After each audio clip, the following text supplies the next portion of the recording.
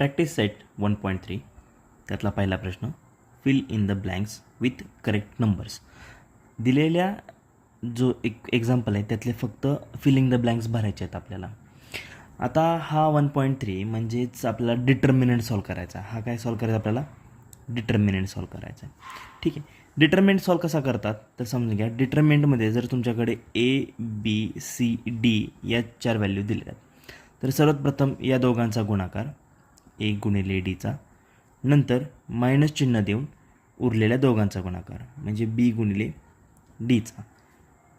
बरोबर आहे. आणि ज्यावेळेस तुम्ही हे गुणाकार पूर्ण हे क्वेश्चन सॉल्व कराल त्यावेळेस तुम्हाला इथं उत्तर मिळून जाईल.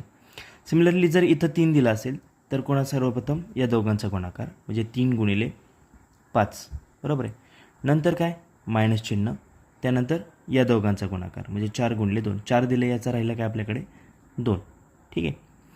या दोघांचा गुणाकार 5 त्रिक 15 जो किती येणार आहे आपल्याकडे इथे 15 येणार आहे, आणि 4 दुने 8 जो इथं मांडलेला आहे.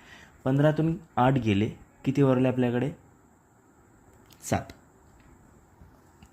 बस एवढं सिम्पल एक्झाम्पल आहे डिटर्मिनंट सॉल्व करण्याचं.